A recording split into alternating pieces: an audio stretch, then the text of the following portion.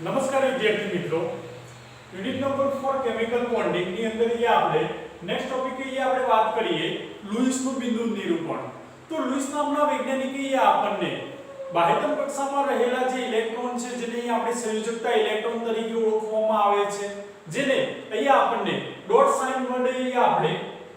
દર્શાવી શકીએ છીએ. તો આપણે લુઈસનું બિંદુ નિરૂપણ આપણે કઈ રીતે કરવી છે, તો એના માટે આપણે ટોપિકની અંદર વાત કરીએ. તો પ્રથમ આપણે વાત કરીએ લુઈસના બિંદુ નિરૂપણની અંદર કે સૌપ્રથમ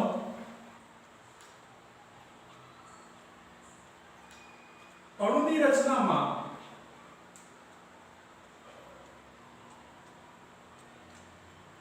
ભાગ લેતા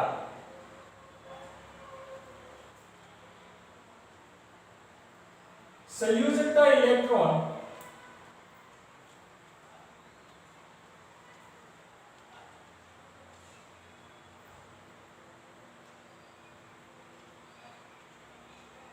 સંખ્યા ગણતરીમાં લેવામાં આવે છે.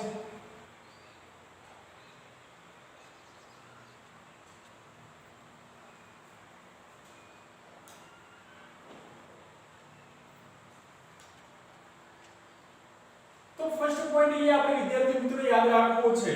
કે લુઈસના બિંદુ નિરૂપણની અંદર કે સૌપ્રથમ અણુની રચનામાં ભાગ લેતા સંયોજકતા ઇલેક્ટ્રોન એટલે કે બાહ્યતમ કક્ષામાં રહેલા જે ઇલેક્ટ્રોન છે કે જેને આપણે સંયોજકતા ઇલેક્ટ્રોન તરીકે ઓળખવામાં આવે છે, તેને આપણે ગણતરીની અંદર આપણે કન્સિડર કરવામાં આવે છે. સેકન્ડ આપણે મેઈન પોઈન્ટ છે યાદ રાખવો છે, જો અણુની રચનામાં ઋણાયન રચાતો હોય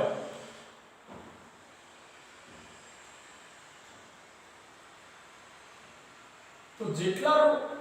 ઋણ વીજભાર હોય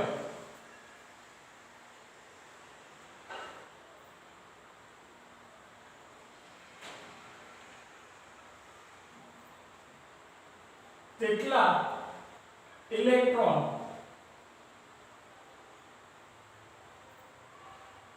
ઉમેરાય છે. તો વિદ્યાર્થી મિત્રો આપણે વાત કરીએ કે અણુની રચનાની અંદર જો ઋણાયન રચાતો હોય તો જેટલા ઋણ વીજભાર હોય એટલા અંદર ઇલેક્ટ્રોન ઉમેરાય છે, અને જો ધનાયન રચાતો હોય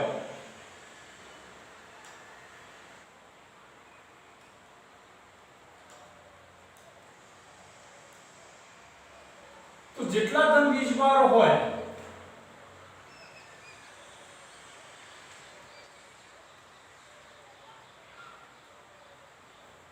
તેટલા ઇલેક્ટ્રોન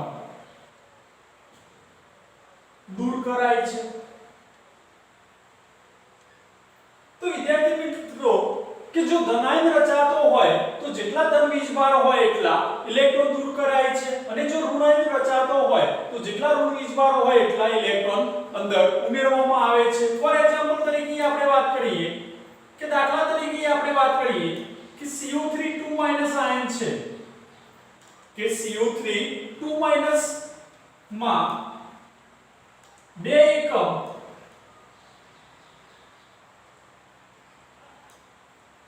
ઋણ વીજભાર હોવાથી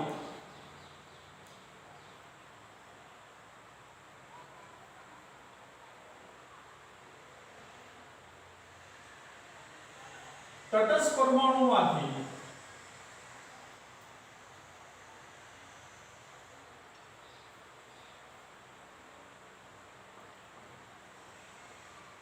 તટસ્થ પરમાણુમાં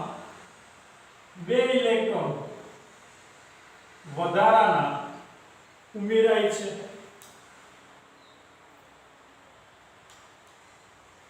અને જો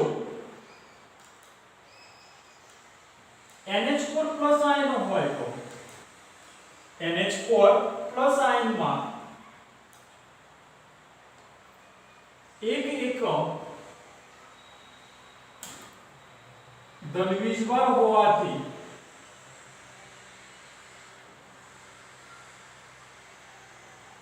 તટસ્થ પરમાણુમાંથી 1 ઇલેક્ટ્રોન દૂર કરાય છે. તો મેન ટોપિક અહીંયા આપણે યાદ રાખવું છે સેકન્ડ કે જો અણુની રચનાની અંદર જો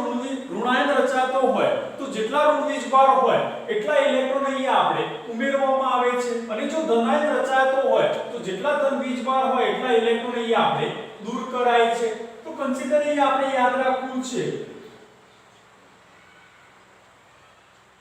થર્ડ પોઈન્ટ ની અંદર આપણે વાત કરીએ કે સામાન્ય રીતે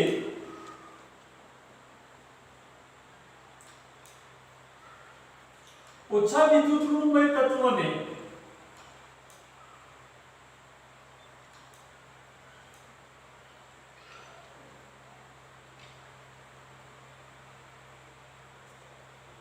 મધ્યસ્થ પરમાણુ તરીકે સ્વીકારવામાં આવે છે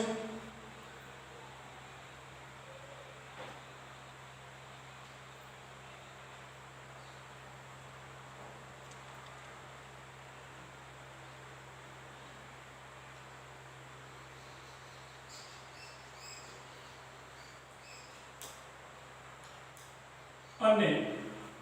વધારે વિદ્યુત ઊર્જા ધરાવતા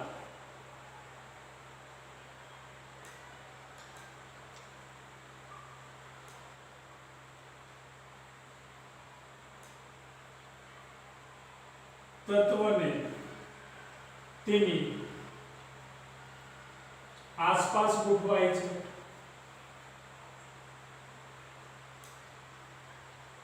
તો વિદ્યાર્થી મિત્રો એ આપણે થર્ડ પોઈન્ટ ની અંદર આપણે વાત કરીએ કે સામાન્ય રીતે ઓછા વિદ્યુત ઋણમય જે તત્વ છે કે જેને અહીંયા આપણે મધ્યસ્થ પરમાણુ તરીકે આપણે સ્વીકારવામાં આવે છે અને વધારે જે વિદ્યુત ઊર્જા ધરાવતા જે તત્વ છે એને એની આસપાસ અહીંયા આપણે ગોઠવણી કરવામાં આવે છે અને લાસ્ટ એ આપણે પોઈન્ટ ની અંદર આપણે વાત કરીએ કે જે ઇલેક્ટ્રોન યુગ્મ બંધની રચનામાં ભાગ લે છે તેને બંધકારક ઇલેક્ટ્રોન તરીકે ઓળખવામાં આવે છે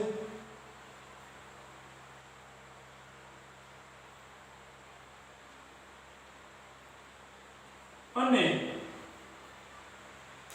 જે ઇલેક્ટ્રોન યુગ્મ બંધની રચનામાં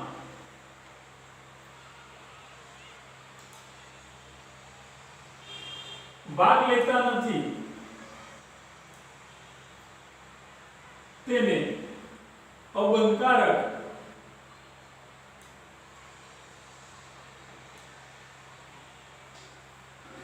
ઇલેક્ટ્રોન યુગ્મ તરીકે ઓળખવામાં આવે છે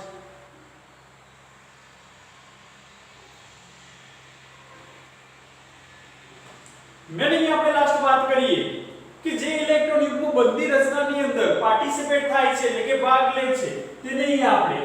બંધકારક ઇલેક્ટ્રોન યુગ્મ તરીકે ઓળખીએ છીએ એટલે કે બોન્ડિંગ ઇલેક્ટ્રોન તરીકે બોન્ડ પેર તરીકે આપણે ઓળખીએ છીએ અને જે ઇલેક્ટ્રોન યુગ્મ બંધની રચનામાં ભાગ લેતા નથી તેને અહીં આપણે અબંધકારક ઇલેક્ટ્રોન યુગ્મ તરીકે ઓળખીએ છીએ જેને અહીં આપણે નોન બોન્ડિંગ ઇલેક્ટ્રોન તરીકે પણ અહીં આપણે ઓળખી શકીએ છીએ તો વિદ્યાર્થી મિત્રો અહીં આપણે લુઈસના બિંદુ નિરૂપણ માટે અહીં આપણે ચાર મેઇન પોઈન્ટ અહીં આપણને આપેલા છે ફર્સ્ટ અહીં આપણે રિવાઇઝ કરીએ કે સૌપ્રથમ કે અણુની રચનાની અંદર બાહ્યતમ કક્ષામાં રહેલા જે ઇલેક્ટ્રોન છે કે જેને આપણે સંયોજકતા ઇલેક્ટ્રોન તરીકે ઓળખવામાં આવે છે તેને આપણે કન્સિડર કરવામાં આવે છે સેકન્ડ કે જો ઋણાયન રચાતો હોય તો જેટલા ઋણ વીજભાર હોય એટલા ઇલેક્ટ્રોન અંદર ઉમેરવામાં આવે છે અને જો ધન વીજભાર રચાતો હોય તો જેટલા ધન વીજભાર છે એટલા ઇલેક્ટ્રોન અહીં આપણે દૂર કરવામાં આવે છે થર્ડ આપણે વાત કરીએ કે ઓછા વિદ્યુત ઋણમય તત્વોને અહીં આપણે મધ્યસ્થ પરમાણુ તરીકે સ્વીકારવામાં આવે છે અને જે વધારે વિદ્યુત ઋણતા ધરાવતા જે તત્વો છે એને એની આસપાસ ગોઠવણી કરવામાં આવે છે અને લાસ્ટ જે છે કે બંધકારક અને અબંધકારક ઇલેક્ટ્રોન યુગ્મ એટલે શું બંધકારક એટલે કે જે બંધની રચનાની અંદર ભાગ લે છે તેને આપણે બંધકારક ઇલેક્ટ્રોન યુગ્મ તરીકે ઓળખીએ છીએ અને અબંધકારક એટલે કે જે બંધની રચનાની અંદર ભાગ લેતા હોતા નથી જેને આપણે અબંધકારક ઇલેક્ટ્રોન યુગ્મ તરીકે આપણે ઓળખી શકીએ છીએ તો એ આપણે કેટલાક એક્ઝામ્પલ વિશે આપણે માહિતી આપણે આપી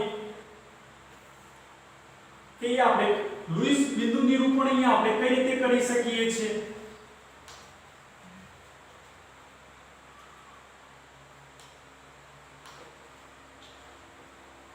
તો ફર્સ્ટલી આપણે વાત કરીએ અણુ અથવા તો આયન અને એનું લુઈસ સંજ્ઞા અહીં આપણે લખીએ.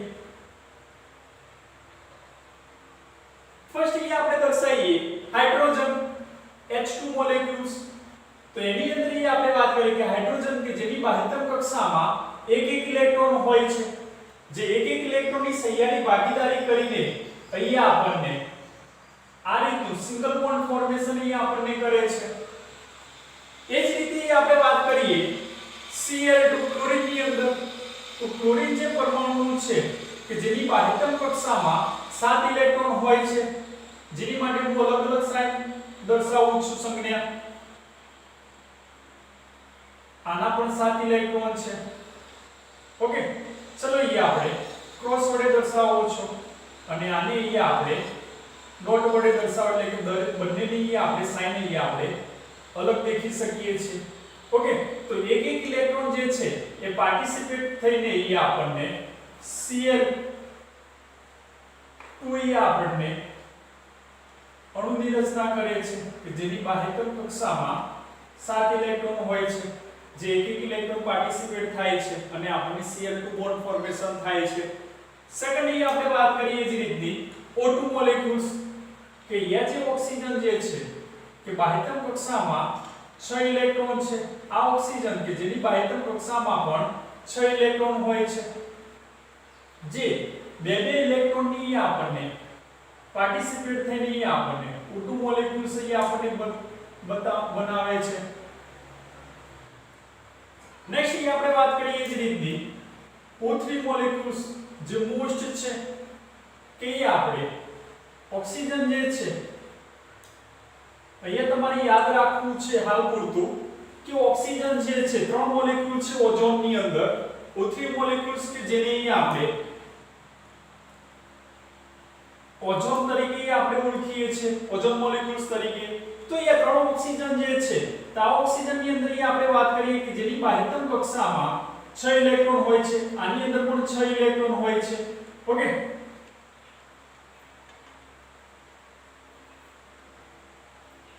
આ જે ઓક્સિજન બિટવીન જે છે અહીંયા આપણને સિંગલ બોન્ડ ફોર્મેશન થાય છે.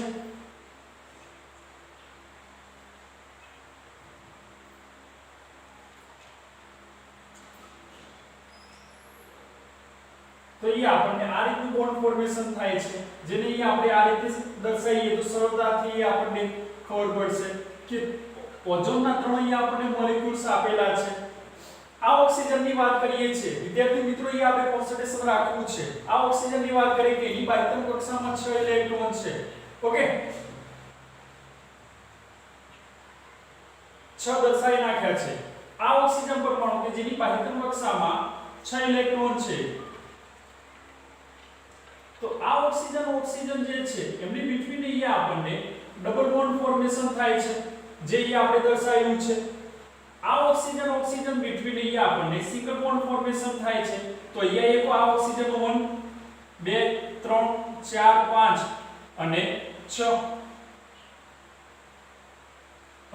થઈ ગયા. આ ઓક્સિજનના 6 થઈ ગયા અને આ ઓક્સિજનના 6 થઈ ગયા. પરંતુ અહીંયા આપણે યાદ રાખવું છે કે અણુની અથવા તો આયનની ઉપર અહીંયા આપણને એકી સંખ્યામાં ઇલેક્ટ્રોન કદાપી ન હોઈ શકે. તો અહીંયા જે ઓઝોન મોલેક્યુલ ઓક્સિજન જે છે એની અંદર બાહ્યતમ કક્ષામાં અહીંયા આપણને જે છે અબંધકારક ઇલેક્ટ્રોન યુગ્મ અહીંયા આપણને આપેલા છે. એટલે કે 3 ઇલેક્ટ્રોન જે છે એ બંને રચનામાં પાર્ટિસિપેટ થયેલા નથી. તો આ જે છે એ એક ઇલેક્ટ્રોન ગુમાવે છે, એટલે કે એની ઉપર અહીંયા આપણે ધન વીજભાર દર્શાવીએ છીએ. અને આ જે ઓક્સિજન જે છે કે જેની બાહ્યતમ કક્ષામાં અહીંયા આપણે 5 દર્શાવેલા છે, એટલે કે એક વધારાનો ઇલેક્ટ્રોન અહીંયા આપણે મેળવે છે આ ઓક્સિજન પરમાણુ. એની માટે આપણે સાઇન અલગ દર્શાવીએ છીએ. એટલે કે જો વધારાનો ઇલેક્ટ્રોન મેળવે તો એની ઉપર અહીંયા આપણે નેગેટિવ સાઇન દર્શાવીએ છીએ. તો ઓઝોન મોલેક્યુલ કે જેની માટે અહીંયા આપણે લુઈસ સંજ્ઞા આપણે આ રીતે દર્શાવી શકીએ છીએ સ્ટ્રક્ચર. ખાસ અહીંયા આપણે યાદ રાખવું છે. નેક્સ્ટ અહીંયા આપણે વાત કરી શકીએ છીએ CO3 2 ion તો એની અંદર એ આપણે દર્શાવીએ કે મિડલ એટમ અહીં આપણે કાર્બન દર્શાવીએ છીએ એની સાથે અહીં આપણે 3 ઓક્સિજન પરમાણુ અહીં આપણને જોડાયેલા છે કાર્બન કે જેની બાહ્યતમ કક્ષામાં 4 ઇલેક્ટ્રોન હોય છે એમાંથી એક ઓક્સિજન પરમાણુ કે જે ડબલ બોન્ડ ફોર્મેશન કરે છે તો બે કાર્બનના અહીંયા 2 ઇલેક્ટ્રોન વપરાઈ ગયા છે એક થર્ડ અને ફોર્થ તો એક ઓક્સિજન ઓક્સિજન બિટવીન અહીંયા સિંગલ બોન્ડ ફોર્મેશન કરે છે તો કાર્બનની જે ચતુસંયોજકતા છે એ આપણે કમ્પ્લીટ કરી છે હવે ઓક્સિજનની વાત કરીએ કે અહીંયા આપણે એક બોન્ડ ફોર્મેશન કર્યો છે તો વધુમાં અહીંયા આપણને 5 ઇલેક્ટ્રોન હોય છે આપણો ઓક્સિજનના અહીંયા આપણને 5 ઇલેક્ટ્રોન વધ્યા છે આ ઓક્સિજન કે જેના અહીંયા આપણને 4 ઇલેક્ટ્રોન વધ્યા છે બે અહીંયા આપણે પાર્ટિસિપેટ કરેલા છે ઓકે તો આ રીતનું સ્ટ્રક્ચર થાય છે બટ અહીંયા આપણે વાત કરીએ કે આ ઓક્સિજન મોલેક્યુલ્સની બાહ્યતમ કક્ષામાં અહીંયા આપણને અબંધકારક જે ઇલેક્ટ્રોન છે જે 5 છે જે કદાપી હોઈ શકે નહીં તો એક અહીંયા આપણે સાઇન અલગ દર્શાવીએ છીએ જે વધારાના અહીંયા આપણને ઇલેક્ટ્રોન મેળવે છે એટલે કે એની ઉપર અહીંયા આપણે -2 ચાર્જ અહીંયા આપણે દર્શાવેલો છે જે અહીંયા આ રીતે પણ અહીંયા આપણે દર્શાવી શકીએ છીએ -2 ચાર્જ ઓકે વિદ્યાર્થી મિત્રો યાદ રાખવું છે આપણે નેક્સ્ટ આપણે વાત કરીએ નાઇટ્રિક એસિડ HNO3 મોલેક્યુલ્સ ની અંદર અહીંયા આપણે વાત કરીએ તો મિડલ એટમ જે છે એ નાઇટ્રોજન છે એની સાથે અહીંયા આપણે 3 ઓક્સિજન પરમાણુ અહીંયા આપણને જોડાયેલા છે એક ઓક્સિજન પરમાણુ જે છે એ ડબલ બોન્ડ ફોર્મેશન કરે છે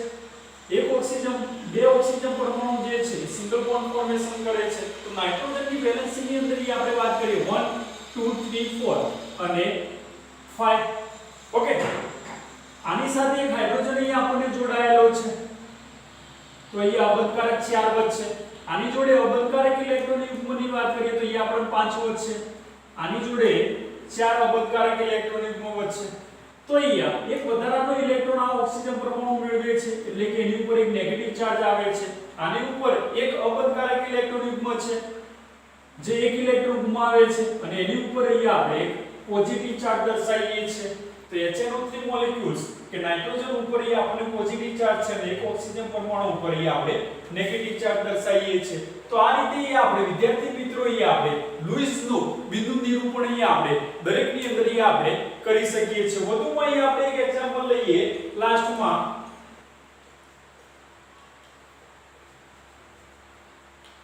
કે NH4+ આયન તો એની અંદર મિડલ એટમ એ આપણને નાઇટ્રોજન છે નાઇટ્રોજન કે જેની બાહ્યતમ કક્ષામાં 5 ઇલેક્ટ્રોન છે તેમાંથી 4 હાઇડ્રોજન પરમાણુ અહીંયા આપણને સહસંયોજક બંધથી જોડાયેલા છે ઓકે તો એક જે ઇલેક્ટ્રોન વધ્યો છે જે એક ઇલેક્ટ્રોન ગુમાવે છે અને એની ઉપર અહીંયા આપણે પોઝિટિવ ચાર્જ અહીંયા આપણે દર્શાવી શકીએ છીએ એટલે કે આ રીતે આપણે દર્શાવી શકીએ છીએ NH4+ આયન તો એ આપણે વિદ્યાર્થી મિત્રો એ આપણે આજના જે લેક્ચર છે લુઈસનું બિંદુ નિરૂપણ તો દરેક અણુ કે આયનની અંદર એ આપણે લુઈસ બિંદુ નિરૂપણ એ આપણે કરી શકીએ છીએ થેન્ક યુ